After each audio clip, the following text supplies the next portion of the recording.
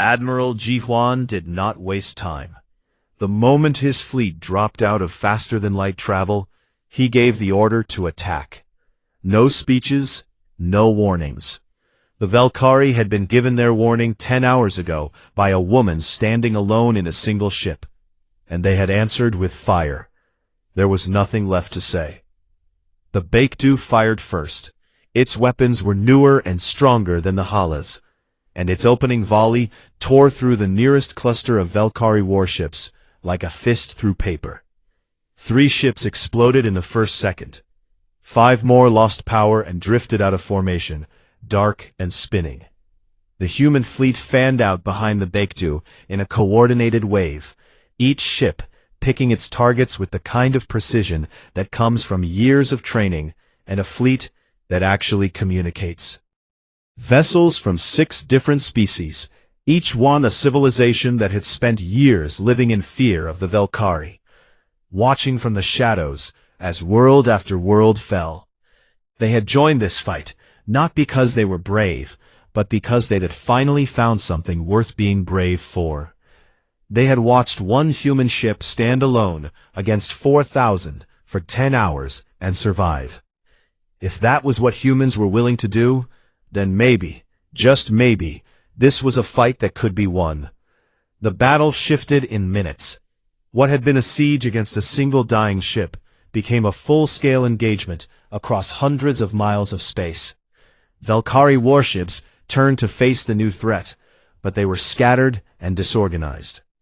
The hours they had spent battering the Hala had pulled their formation apart, and Jihuan exploited every gap. On the Ironmouth, Commander Dohan watched his fleet come apart and felt the cold crack inside him widen into something terrible. His tactical display was a mess of red and blue dots, tangled together in a fight that had no clear shape. His ships were responding to the attack, but they were not responding together. The discipline was gone. The belief was gone. He had never seen Valkyrie ships retreat. He had never even imagined it. But he was seeing it now. Ships at the edges of the fleet were breaking away, turning their engines toward open space and running. Not many at first, just a few, but the number was growing. "Order them to hold formation," Dohan said. His voice was hard, but there was something underneath it that had not been there before. Something thin and brittle. "They are not responding, Commander," Ruvan said. 17 ships have broken formation, 23 now, 30. Dohan slammed his fist against the console. The metal dented under his hand. "They are Valkyrie. They do not run." "They are running, Commander." The Valkyrie fleet, the greatest military force the galaxy had ever known, was breaking apart. Not in a single dramatic collapse, but in a slow, spreading fracture, like ice cracking on a frozen lake. Ship after ship peeled away and fled into the darkness of space. Those that stayed fought hard and died harder, caught between Jihan's fresh fleet and the still-firing wreck of the Hala, which had refused to stop shooting even after its shields finally collapsed. Yuna had ordered the crew to the inner sections of the ship when the shields fell. The outer hull was exposed now, taking direct hits that ripped through armor and blew entire compartments into space. But the core of the ship held. The reactor held. And Taeho, bleeding from a new wound on his shoulder, kept firing the one cannon that still worked. He had stopped counting his kills hours ago. What mattered was that the cannon still worked and there were still targets. Somi was in the reactor room, alone now, except for Kyuho. The rest of her team had been sent to help with damage control or evacuated to the medical bay. The reactor was screaming. There was no other word for the sound it made. A high, keening noise that vibrated through the walls and the floor and the air itself. It was running far beyond any limit it had been designed for, and Somi could feel it dying. "Just a little longer," she whispered to it, her hands on the console, her eyes closed. "Just a little longer. I promise I will let you rest." The reactor held. Outside, the Valkyrie retreat became a rout. Admiral Jiwan pressed the attack with calculated aggression, pushing deeper into the broken fleet, cutting off escape routes, and forcing clusters of Valkyrie ships into pockets where they could be surrounded and neutralized. The Allied ships, fighting with the desperate energy of people who had spent their lives afraid and were finally hitting back, threw themselves into the battle with a ferocity that surprised even Jiwan. Within 2 hours, it was over. The Valkyrie fleet, or what was left of it, scattered in every direction. Over 300 of their ships were destroyed. More than 500 were damaged and drifting. The rest fled at maximum speed, their engines burning bright as they ran from a fight they had never imagined they could lose. Dohan was among the last to leave. He stood on the bridge of the Ironmouth as his flagship turned away from the battlefield, and he looked back at the space where the battle had been fought. Debris filled the void, chunks of metal and glass and frozen atmosphere from ships that would never fly again. And in the center of it all, battered and broken and barely holding together, the Hala still sat. Its lights were flickering. Its hull was more whole than metal. Smoke and gas vented from 100 wounds. But it was still there. It had not moved. From the moment the battle began to the moment it ended, the Hala had not moved a single inch. Dohan stared at it for a long time. Then he turned to Reuven. "Send a message home," he said. His voice was quiet now, stripped of everything that had once made it commanding. Priority 1. Encoded on every frequency. Make sure every ship in the Empire receives it. "What message, Commander?" Dohan looked at the image of the Hala one last time. "Do not go near the humans."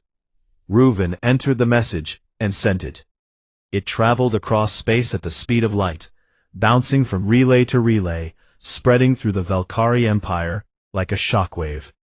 Every ship, every station, every colony received it, and every Valkyrie who read it understood what it meant. They had lost. For the first time in centuries, the Valkyrie had met something they could not conquer. Not a species with bigger ships or better weapons.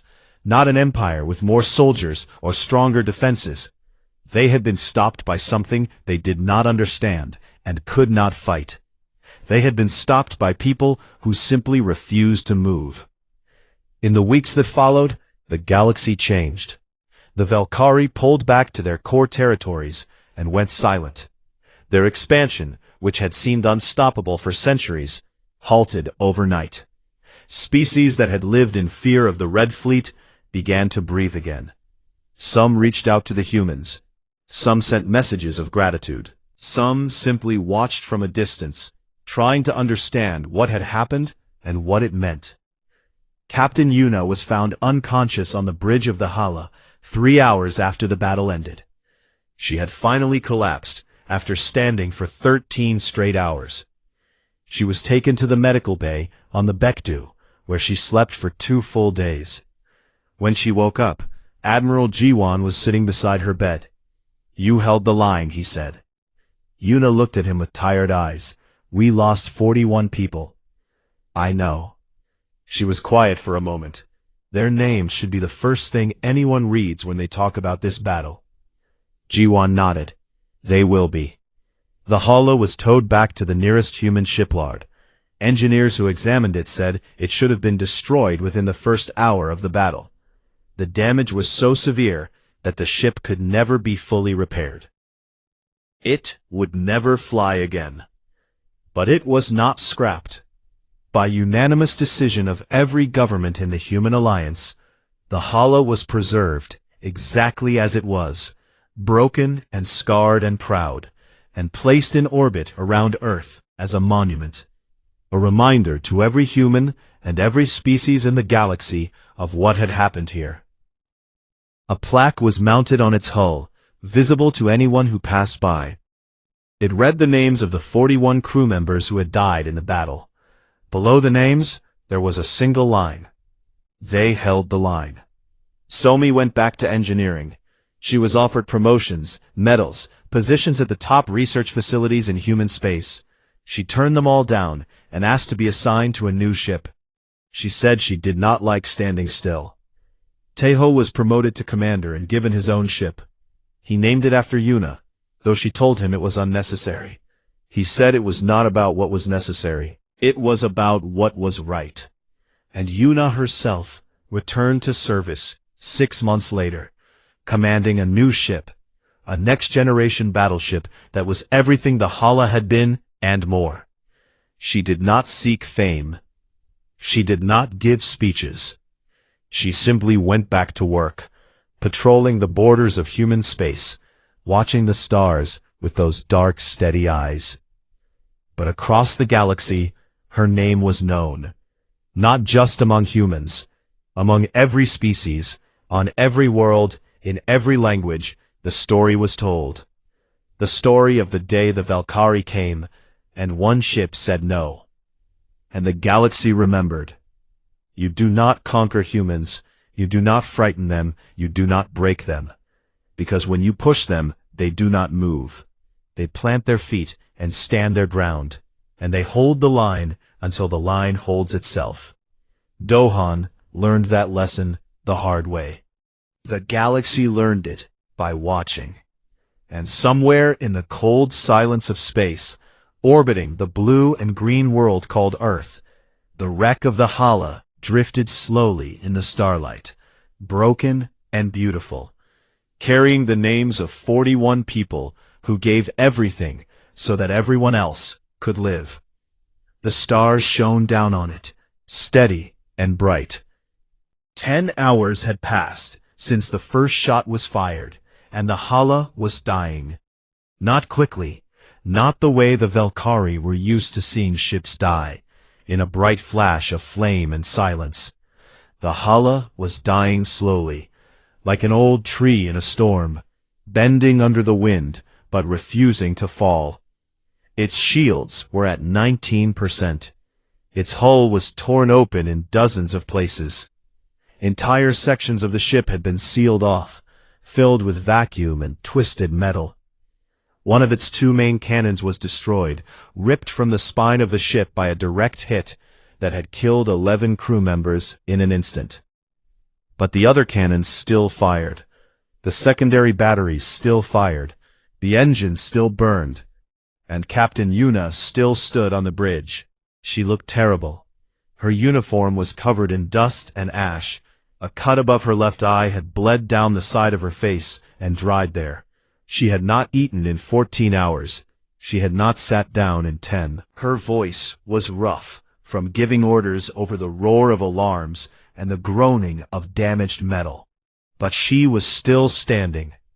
Shields at 17%, Taeho said. His voice was hoarse too. His console was cracked, and he was operating it with one hand, because the other was wrapped in a bandage from a burn he had received when a conduit exploded 2 hours ago. One more heavy barrage, and they will fail completely. Yuna nodded. She had known this was coming. The math had always been against them. One ship against 4,000 was never going to end in victory. The question had never been whether the Hala would fall. The question was whether it would fall in time or too soon. She needed 2 more hours. That was what Admiral Ji-hwan had told her in his last transmission, sent 6 hours ago. 200 human warships, plus another 80 from allied species who had decided, for the first time in their lives, that they would rather fight beside humans than wait to be conquered alone. Ji-hwan had promised he would be there. He had promised. 2 more hours. Somi, Yuna said into the comm. Status. The response took longer than usual. When Somi's voice came back, it was strained in a way Yuna had never heard before. Reactor is running at 130% capacity. I have bypassed every safety system on this ship. I have rerouted power from life support on 12 decks. I am holding this together with wire and hope, Captain. A pause. I can give you 2 more hours, but after that, the reactor will shut down on its own, and nothing I do will restart it. 2 hours is all I need, Yuna said. Then you will have them. On the other side of the battle, Commander Dohan was facing something he had never faced before. Doubt. He stood in the war room of the Ironmouth and stared at the tactical display with all four of his eyes. The display showed his fleet, still vast, still powerful, still surrounding the human ship from every direction. But it also showed something else. Losses. 89 ships destroyed, over 200 more damaged, against one enemy vessel. The number was impossible. Dohan had run the calculations himself. The human ship should have been destroyed in the first 30 minutes of battle. Its technology was inferior. Its shields were weaker than standard Valkyrie military grade. Its weapons were crude by Valkyrie standards. On paper, this fight should not have lasted an hour. But it had lasted 10. And his fleet was bleeding. The problem was not just the losses. The problem was what those losses were doing to his fleet. They were strong because they moved together, because they never hesitated, because they believed with absolute certainty that they could not be stopped. That belief was the foundation of everything they were. And right now, that foundation was cracking. Dohan could see it in the reports. Ships in the outer ring of his formation were falling back slightly, opening gaps in the attack pattern. Captains were requesting permission to withdraw to safer positions. Communications between ships were becoming scattered and confused. The discipline that had held his fleet together through 800 conquests was starting to fray. They were afraid. The thought hit Dohan like a physical blow. His people were afraid. Not of death. Valkyrie did not fear death. They were afraid of something worse. They were afraid that they were not unstoppable. They were afraid that the thing they had believed about themselves for centuries, that nothing in the galaxy could stand against them, might not be true. And one human ship had done that. "Commander," Reuven said quietly, "long-range sensors are detecting a fleet approaching from the Sol sector. 200 warships, human signatures, plus additional vessels of unknown design." Dohan closed his four eyes. When he opened them, the tactical display had updated. A new cluster of blue dots was moving toward them from behind the human battleship, still far away, but closing fast. Reinforcements. Reuven continued reading the data.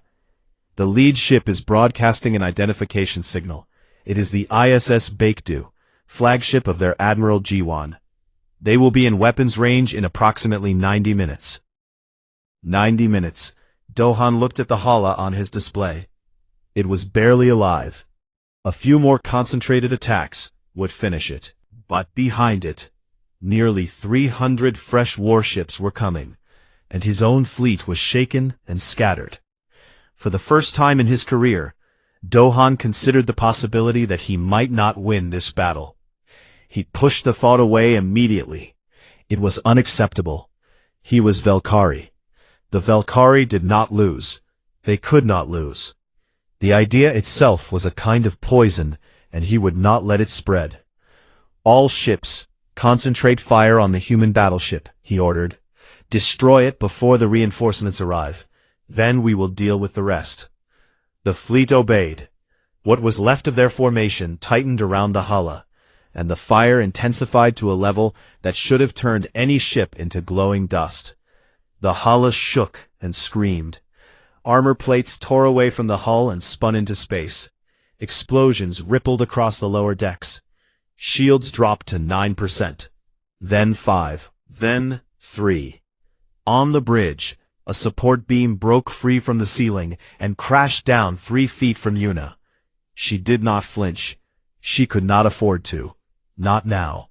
Not when they were this close. "Teho, how long until Jiwan arrives?" 72 minutes. "Somi, can we last 72 minutes? "We can last 72 minutes, Somi said. And then, quieter. But probably not 73. Yuna almost smiled at that. Almost. The minutes crawled by like hours. The hala took hit after hit, each one pushing it closer to the edge.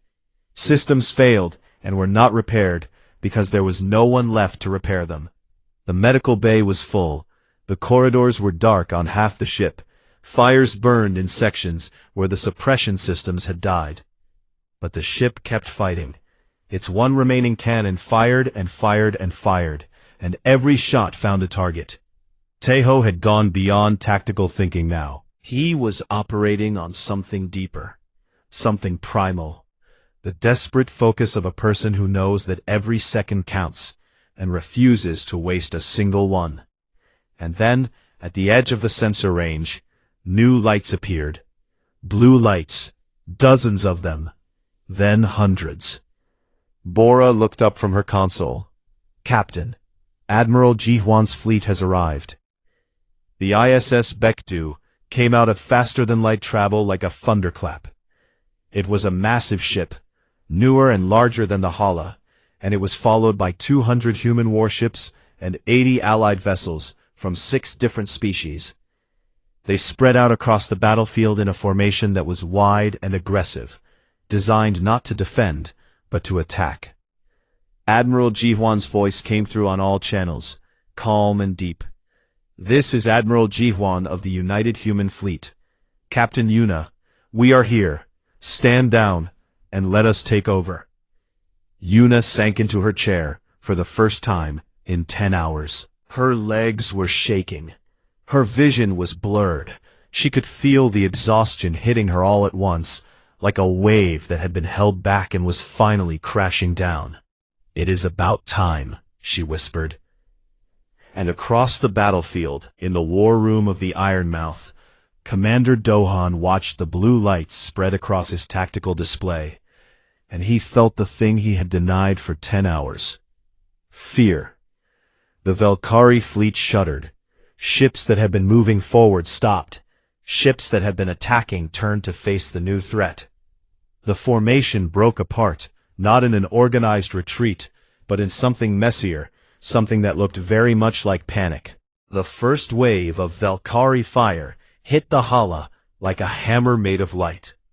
Red beams streaked across the void from 100 directions at once, slamming into the ship's shields with enough force to vaporize a small moon. The bridge shook so violently that crew members grabbed their consoles to stay in their seats. Warning alarms screamed from every direction. The lights flickered once, twice, and then held steady. But the shields held too. Tejo stared at his tactical display, his eyes wide. Shields at 87%. They hit us with everything the forward line had, and we are still at 87%.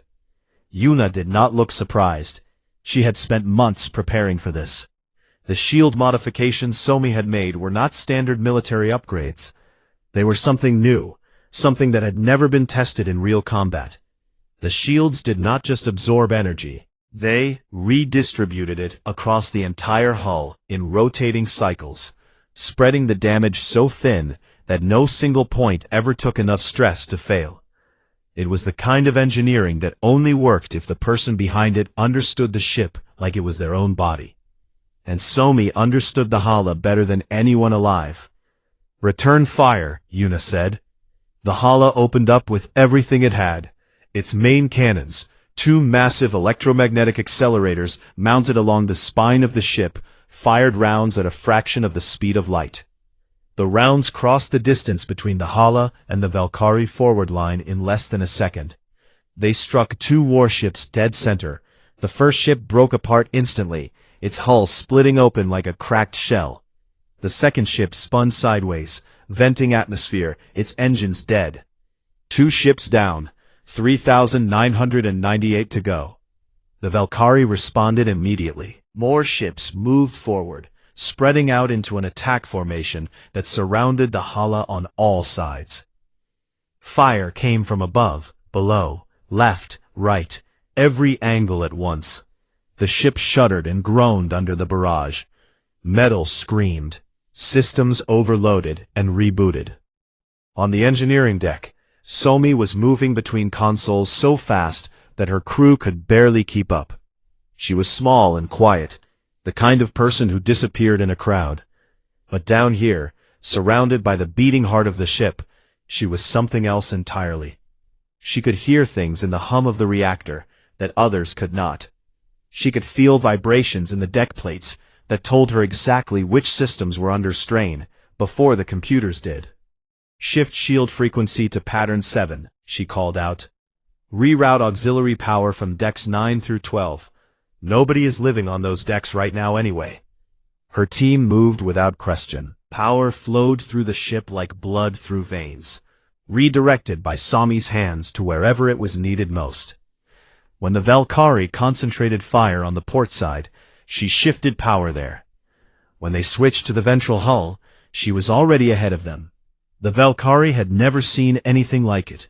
Their weapons were hitting the target, their sensors confirmed impact after impact, but the ship would not die.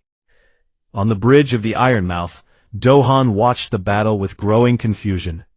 He had sent 300 ships against this one vessel, more than enough to destroy a small fleet. But the human battleship was still there, still fighting, still blocking his path. "Increase pressure," he ordered. "Send another 200 ships to the forward line." 500 Valkyrie warships now surrounded the hull. The fire was constant, a storm of red light that made the space around the human ship glow like a furnace. And still the shields held. Not at full strength. They were dropping. 80%, 75, 70. But they were dropping slowly, far more slowly than they should have been. And the Hala was still shooting back. Tejo had turned the battle into a precise, calculated exercise in survival. He did not waste a single shot. Every round from the main cannons was aimed at a specific target. He prioritized the ships that were dealing the most damage, picking them off one by one with cold mechanical efficiency. When the main cannons were recharging, he used the secondary batteries, targeting engines and weapon systems instead of hulls. A Valkyrie ship with dead engines was a ship that could not fight. It just sat in space, useless, blocking the path of the ships behind it. It was brilliant. It was the kind of tactical thinking that came from years of training and a mind that could see patterns in chaos. 12 more kills confirmed, Tejo reported. "Their formation is getting crowded. They are starting to get in each other's way." Yuna saw it too. The Valkyrie fought with overwhelming numbers, but they were not used to tight, close-range combat against a single target. Their ships were designed to spread out and hit a planet from all directions. Here, packed together around the Hala, they were bumping into each other, blocking each other's firing lines, creating gaps that Tejo exploited ruthlessly. But the numbers were still against them, badly against them. "Shields at 62%, Bora reported. "Hull breaches on decks 4 and 6. Emergency seals are holding." "Casualties?" Yuna asked. 14 wounded, 2 dead, Bora said. Yuna closed her eyes for half a second. 2 of her people were gone. 2 lives ended in the fire and noise of a battle they had not chosen. She let the weight of that sit in her chest, and then she opened her eyes and kept going. Stopping now meant everyone died. "Somi," she said over the internal comm, "how long can you keep the shields up?" Somi's voice came back immediately, sharp and focused. "If they keep hitting us at this rate, maybe 4 more hours. If they get smarter and start concentrating fire on one point, maybe 2. "I need 6 hours, Yuna said. There was a pause. Then Somi said, "Then I will find a way to give you 6 hours. Down on the engineering deck, Somi turned to her team.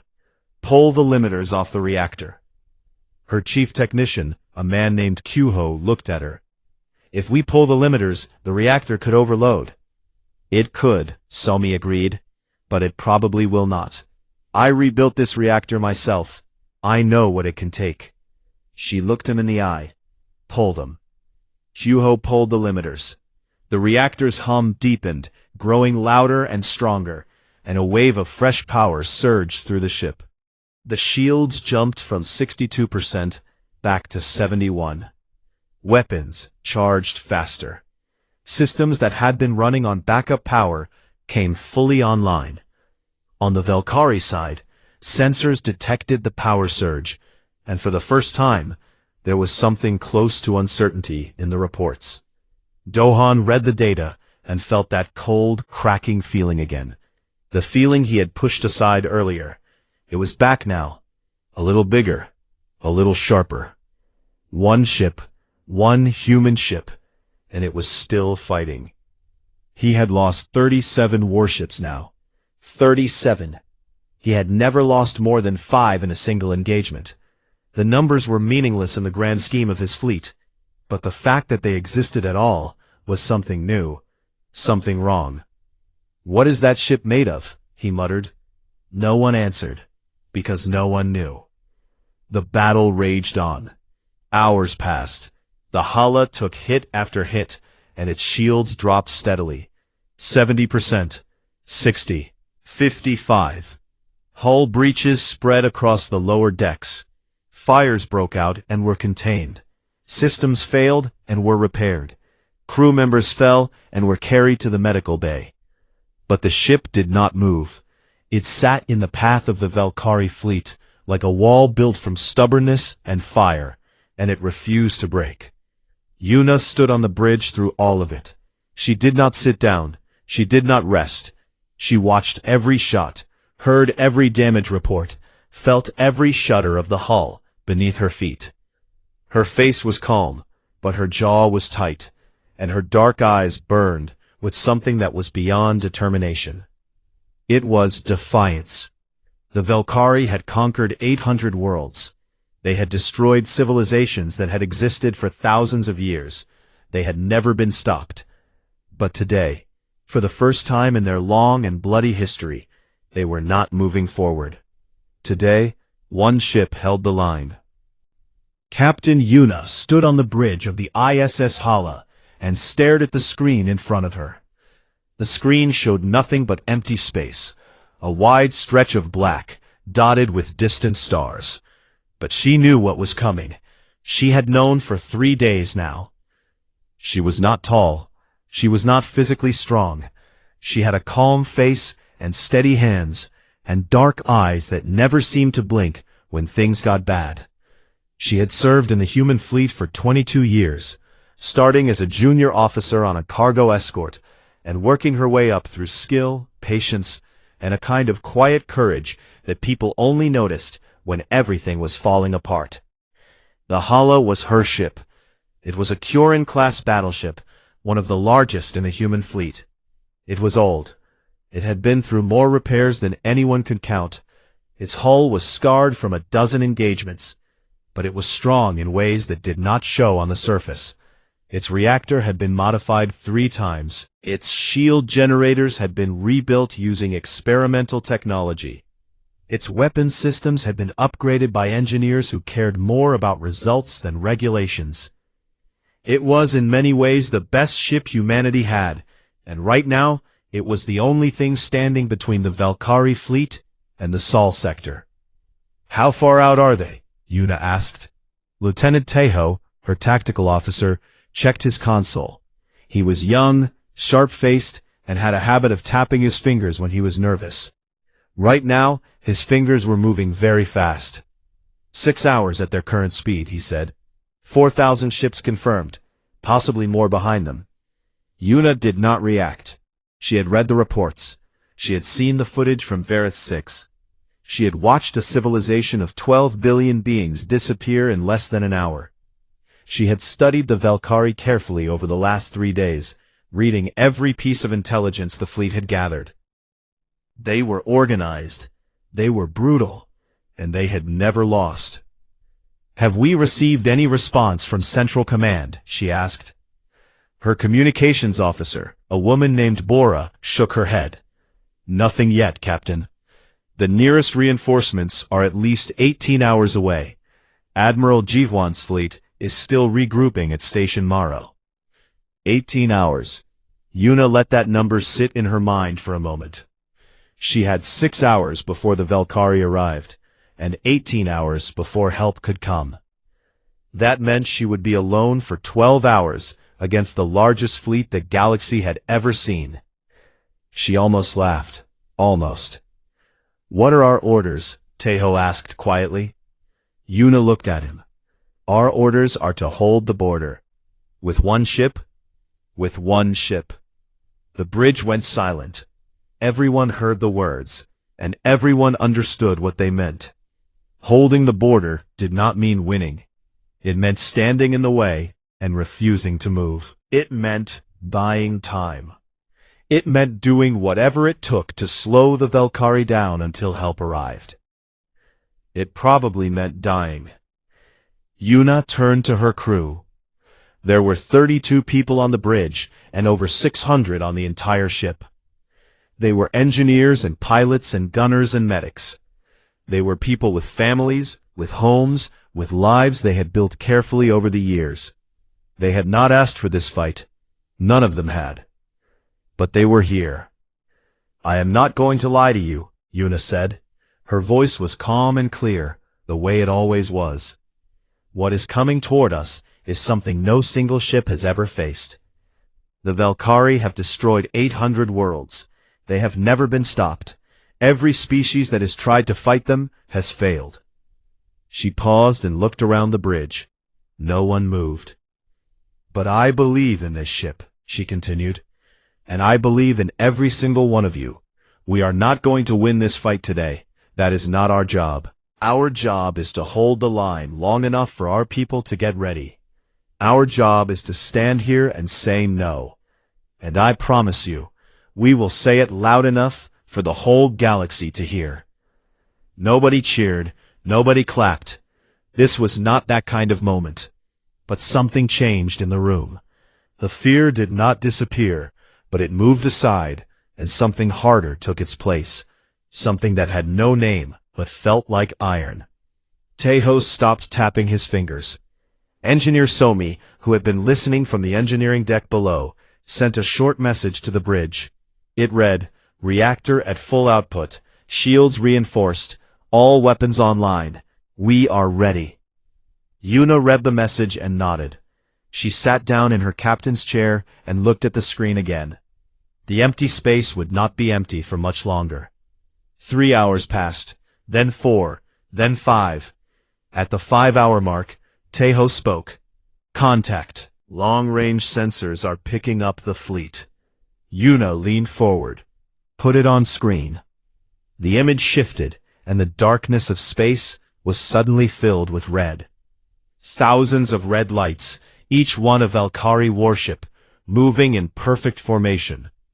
They stretched across the screen like a wall, so many that the sensors could not show them all at once.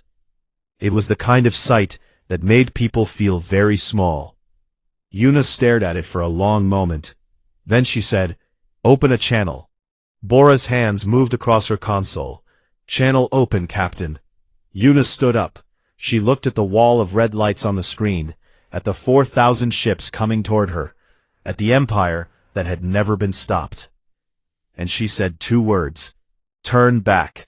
The message went out across space, traveling at the speed of light, cutting through the silence between stars. It reached the Ironmouth in seconds. On the bridge of his flagship, Commander Dohan listened to the message. He heard the voice. It was quiet. It was steady. It belonged to a woman who was standing alone against his entire fleet in a single aging battleship. He looked at Ruvan. "One ship?" "One ship, Commander." Dohan stared at the tactical display. The human vessel was sitting directly in the path of his fleet. It was not moving. It was not retreating. It was just sitting there, like a stone in the middle of a river. "She is telling us to turn back," Dohan said slowly. Ruvan said nothing. Dohan had conquered 47 worlds. He had crushed species that had armies of millions and fleets of thousands. He had faced orbital fortresses and planetary shields and weapons that could crack moons. None of them had ever made him hesitate. That something about this moment felt different. He could not say what it was. Valkyrie did not feel fear. It was something else, something small and cold, like a crack in a piece of glass that you can feel but cannot see. He pushed it aside. "Move forward," Dohan said. "Destroy the ship." The fleet surged ahead, 4,000 warships accelerating toward a single point in space where one human battleship waited in the dark. On the Hala, Tejo looked at his captain. "They are not stopping. Yuna nodded slowly. She had not expected them to stop. She had sent the warning because it was the right thing to do. Because humans gave warnings. Because that was the difference between them and the Valkyrie. She sat back in her chair and took a slow breath. Then she looked at Tejo and gave the order she had been preparing to give for 3 days. All hands to battle stations. Charge main weapons. Raise shields to maximum. The hala came alive. Lights shifted to red. Systems powered up across every deck. 600 people moved to their positions with the speed and focus of a crew that knew exactly what was coming. Yuna watched the red lights grow closer on the screen.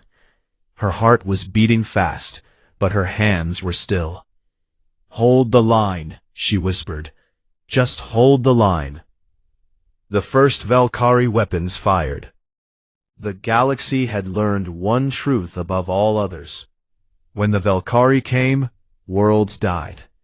Nobody remembered who they had conquered first. It did not matter. What mattered was that no one had ever stopped them. Their ships moved through space like a dark flood. Thousands of warships glowing red at their cores, each one carrying enough firepower to crack a planet in half. They did not negotiate. They did not warn. They simply arrived. And everything that stood before them turned to dust and silence.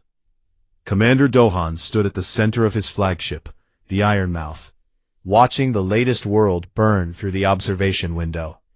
He was tall even by Valkyrie standards, his gray skin pulled tight across sharp bones, his 4 eyes reflecting the orange glow of a dying civilization below. He did not smile. Valkyrie did not smile. But there was something deep inside him that felt satisfied, the way a hunter feels after a long chase ends, with prey between its teeth. "How long did they resist?" he asked.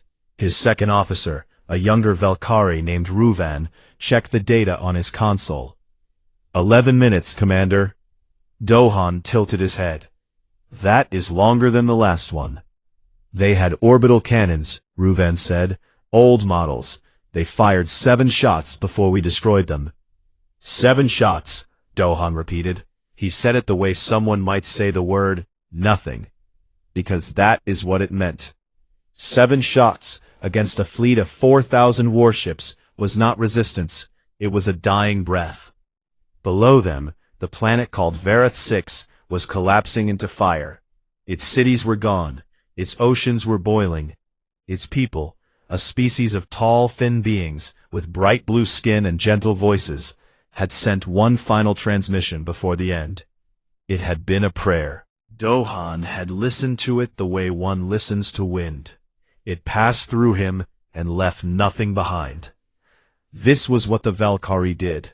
This was all they had ever done.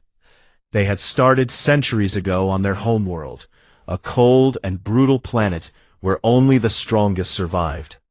War was not something they learned, it was something they were born into. Every Valkyrie child knew how to fight before it knew how to speak. Their entire civilization was built on conquest. They had no art. They had no music. They had no word for peace. When they finally built ships fast enough to leave their world, they looked at the stars and saw only one thing: targets. The first species they met had tried to welcome them. They sent messages of friendship and hope. The Valkyrie answered with weapons fire. That species no longer existed. The second species they met had tried to run. The Valkyrie chased them across 3 star systems and destroyed every last ship. The third species had tried to fight. They had lasted 2 days. The Valkyrie respected them slightly more than the others, but the result was the same. Over the centuries, the Valkyrie conquered more than 800 worlds. Their empire stretched across an entire arm of the galaxy. Every species that lived within their reach either served them or was gone. There was no middle ground. There were no exceptions. Dohan had personally led the conquest of 47 worlds. He had risen through the ranks not through politics or charm, but through pure, cold efficiency. He did not waste ships. He did not waste time. He studied each enemy carefully, found their weakness, and struck it with everything he had. No battle under his command had ever lasted more than a day. He turned away from the burning world and walked through the corridors of the Ironmouth. The ship was enormous, nearly 2 miles long, built from dark metal that absorbed light rather than reflected it. The hallways were wide and empty. Valkyrie ships were not comfortable. They were not meant to be. They were machines of war, and every inch of them served that purpose. In the war room, his officers were already gathered around the star map. It floated in the air above a round table, a glowing web of stars and lines, showing the territories the Valkyrie controlled. The map was mostly red now. Red meant conquered. Red meant Valkyrie. Only a few patches of white remained at the edges, places they had not yet reached. Dohan looked at one of those white patches. It was small, tucked away in a quiet corner of the galaxy. According to their long-range scouts, it contained a single inhabited system. 1 star, a handful of planets, 1 species. What do we know about them? Dohan asked. Ruvan pulled up the data. They call themselves humans, Commander. They are a young species. They have only been traveling between stars for a few hundred years. Their technology is basic compared to ours. They have a small fleet, maybe 300 ships total.